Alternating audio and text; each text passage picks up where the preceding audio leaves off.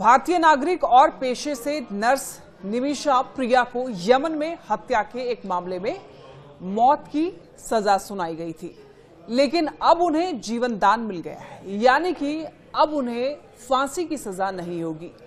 Yemen के grand मुफ्ती अबूबकर मुस्लियार और all India Jamiat Ulema के दखल के बाद उनकी मौत की सजा रद्द कर दी गई है। इससे पहले हूती सरकार द्वारा उनकी सजा को अस्थायी रूप से निलंबित किया गया था।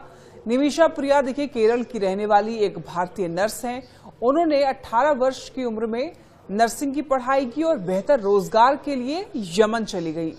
वहां उन्हें एक सरकारी अस्पताल में नौकरी मिली। उन्होंने केरल लौट करके ऑटो चालक टॉमी थॉमस से शादी की और दोबारा यमन चली गई। साल 2012 में उनकी एक बेटी भी हुई। बेटी की परवरिश को लेकर पति और बच्ची भारत लौट गए, लेकिन निमिषा यमन में ही रह गई। वहां उन्होंने अपना क्लिनिक खोलने की योजना बनाई और यमन के कानून के अनुसार किसी विदेशी को बिजनेस खोलने के लिए स्थानीय नागरिक के साथ साझेदारी करनी होती है। तो इस दौरान उनकी मुलाकात यमनी नागरिक तलाल अब्दो मेहदी से हुई। साल 2015 में दोनों ने मिलकर के क्लिनिक शुरू किया। उसके बाद कुछ समय के बाद ही मेहदी ने निमिषा की शादी की तस्वीरें चुराकर ये प्रचार करना शुरू कर दिया कि वो दोनों शादीशुदा हैं। साथ ही मेहदी ने क्लिनिक की कमाई पर कब्जा कर लिया और निमिषा का पासपोर्ट भी जब्त कर लिया ताकि वो भारत न लौट सकें। निमिषा ने पुलिस से मदद की कोशिश की, लेकिन उल्टा उन्हें ही हिरासत में ले लिया गया। साल 2017 में उन्होंने अपनी क्लिनिक के पास रहने वाली जेल वार्डन से मदद भी ली।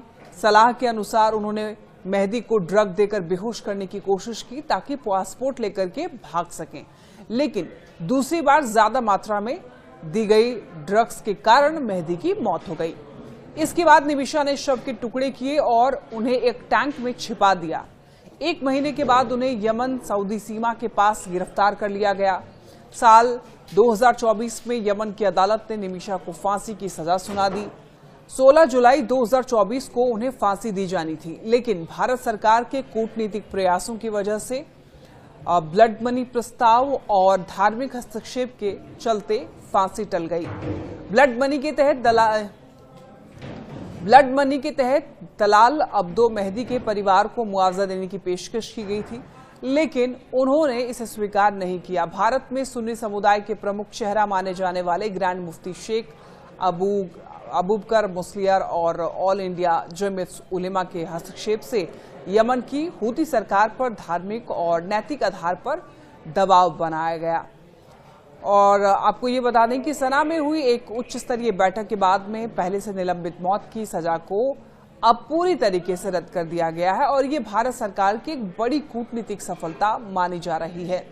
तो अब निमिषा को फांसी नहीं दी जाएगी, लेकिन यमन में उनके खिलाफ अन्य कानूनी कार्यवाहियां जो हैं वो जारी रह सकती हैं। और ये जो मामला है विदेशों में काम कर रही भारतीय महिलाओं की सुरक्षा, विदेशी कानूनों की समझ और भारत की कूटनीतिक ताकत को उजागर करता है।